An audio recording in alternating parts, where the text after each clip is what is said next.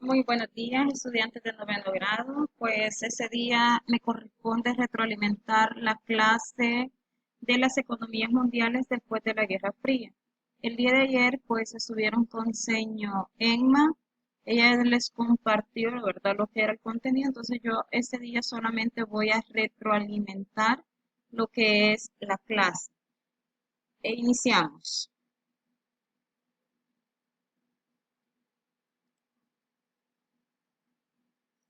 Vamos a ver, acá tenemos la agenda.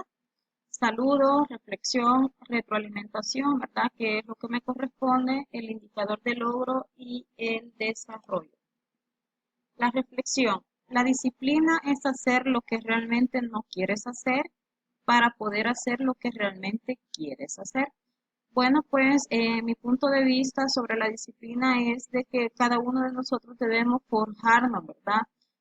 Forjarnos diferentes hábitos, tanto de estudio, tanto en la casa, todos los acontecer, ¿verdad? Entonces tenemos que nosotros forjarnos, principalmente ponernos de meta para cumplir algo. Y si nosotros nos forjamos, pues ahí estamos ya lo que es forjándonos la disciplina. Así que ese es mi punto de vista. Espero los suyos en el comentario, ¿verdad? Cada uno de ustedes puede dar su opinión, aporte. Igual sobre el tema, si ustedes quieren alguna duda, eh, un aporte o consultar algo, lo puede hacer acá en los comentarios. El tema, como les mencionaba anteriormente, la retroalimentación, ¿verdad?, sobre las economías mundiales después de la Guerra Fría. El indicador de logro, describir con responsabilidad los principales cambios que ha experimentado el capitalismo y el socialismo. Y acá iniciamos con el tema. Son economías después de la Guerra Fría, pues surge, ¿verdad?, lo que es el neoliberalismo, el socialismo y el libre mercado. Para eso, pues antes vamos a hablar un poco del surgimiento de estas economías. Al final de la Guerra Fría, si ustedes se recuerdan, Estados Unidos se consolidó como una superpotencia económica, tanto política como militar. Los países como China y comunidades de países como la Unión Europea han dispuesto el protagonismo de dicha consideración, ¿verdad? Pues, ¿qué quiere decir eso? Que ese producto no es casualidad, sino que responde a una dinámica económica que ha venido impulsando a partir de la mitad del siglo XX. Eh, Otra de las, cómo surge, ¿verdad? ¿Cómo surgen esas economías? Pues la he clasificado en la edad de oro. ¿Qué quiere decir eso? Que durante esa época, estamos hablando de 1950 a 1973, pues después de la Segunda Guerra Mundial, ¿verdad? Estados Unidos reemplazó a las economías europeas con el predominio del mercado mundial y esto a su vez pues diseñó que en 1944 en los acuerdos de Bretton Woods un nuevo orden económico para la posguerra. Y aquí, ¿qué sucedió? Pues se estableció una fija, ¿verdad? Una paridad fija entre el dólar y el oro.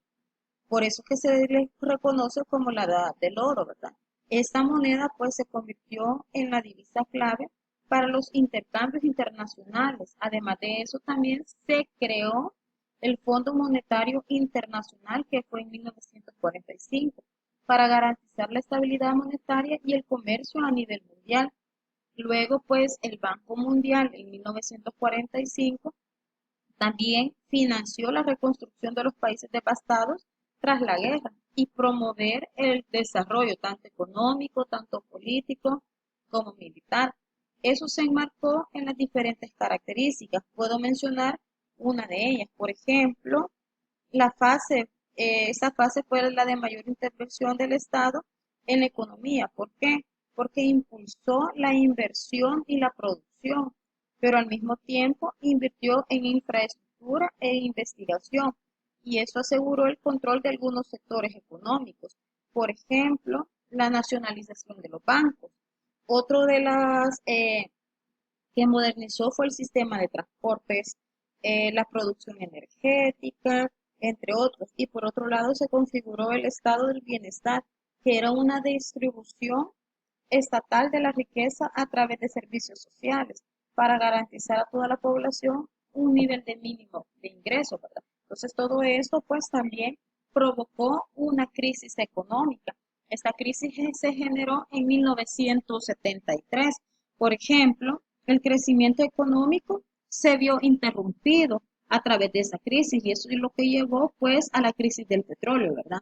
La organización de esos países productores del petróleo, ¿verdad? Creada en 1960, eh, dom- fue dominada por los países árabes y decidió aumentar los precios del petróleo y disminuir sus exportaciones en represalia, ya que Estados Unidos y otros países occidentales pues fueron apoyando a Israel. Entonces todo eso también alteró la economía mundial, ¿verdad? ¿Por qué? Porque el petróleo decayó y se recuperaron pues la economía industrial en Europa y Japón.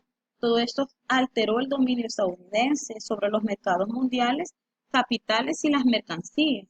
Entonces, acá se da esta crisis, ¿verdad? Por lo que el dólar pues abandonó su convertibilidad en oro y se devaluó en 1971. Esto fue como consecuencia del gobierno de Estados Unidos aumentó el proteccionismo de su mercado. Así con la subida del precio del petróleo se disparó la inflación, ¿verdad? La inflación económica. Y todo esto obligó a cerrar muchas empresas, incrementó lo que era el desempleo. Entonces todo esto viene como una cadena, ¿verdad? Una producción en cadena, una producción masiva, pues todo eso redujeron costos, pero se pusieron los productos más baratos, el consumo masivo, el aumento de los beneficios y se elevaron los salarios, ¿verdad? La evaluación de salarios, todo eso pues generó un proceso de crecimiento económico para Estados Unidos. Ahora vamos a la siguiente lámina que nos habla sobre las economías mundiales que surgieron. Vamos a hablar del neoliberalismo. En 1982, en Estados Unidos, se recuperó el crecimiento económico y se pudo controlar la inflación. Ese proceso se dio en el marco de unas nuevas políticas, ¿verdad? Económicas, que surgieron del modelo conocido como neoliberalismo, el cual proponía la reducción de la presencia del Estado en la economía y la flexibilización de los mercados financieros laborales. Todo eso, pues, bajo la premisa de que el mercado se autorregulara y asignara los recursos de manera más eficiente. Entonces, todo esto, pues, lo que provocó fue un nuevo modelo a lo que se le caracterizó por la disminución de algunas funciones del Estado en relación con el bienestar y la privatización de las empresas públicas. Todo esto con el objetivo de fortalecer la oferta y los aparatos productivos como condición previa para un mayor crecimiento.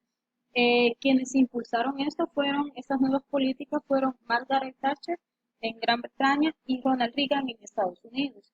Todos esos mandatarios pues querían transformar, ¿verdad?, lo que era el estado del bienestar de Estados Unidos con Gran Bretaña en favor al sistema financiero. Entonces, eso fue lo que provocó el neoliberalismo.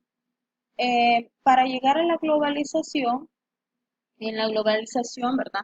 Tras el cambio de contexto que se da, ¿verdad? En la economía mundial, a la globalización se le conoce como globalización de la economía mundial, a ese proceso de integración de las economías nacionales, como el comercio, la inversión y las finanzas, después de la fragmentación de la economía mundial al término de la Segunda Guerra Mundial.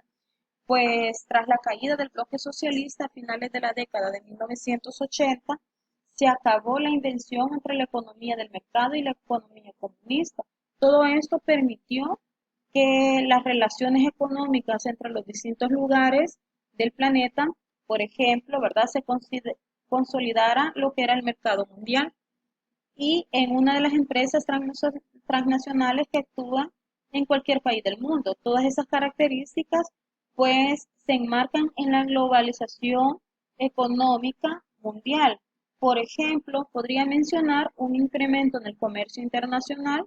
A medida de la década de 1980 se creó el Acuerdo General sobre Aranceles y Comercios, en el que se acordó una disminución de barreras arancelarias y se dio el paso a la creación de la Organización Mundial del Comercio. Todo esto garantizó, ¿verdad?, lo que era el libre intercambio comercial entre los países miembros.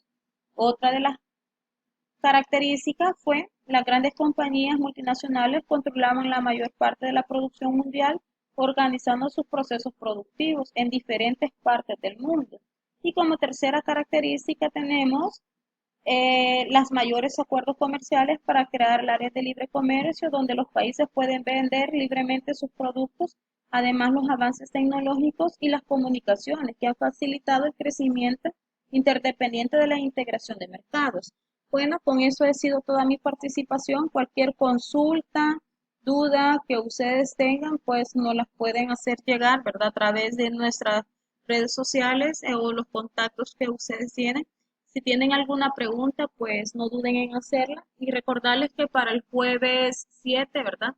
Lo esperamos en la plataforma, en el aula virtual, que vamos a hacer la segunda evaluación. Cualquier consulta o duda, pues nos las pueden hacer y acá nos pueden dejar sus comentarios. Así que gracias por su atención. Estamos en contacto.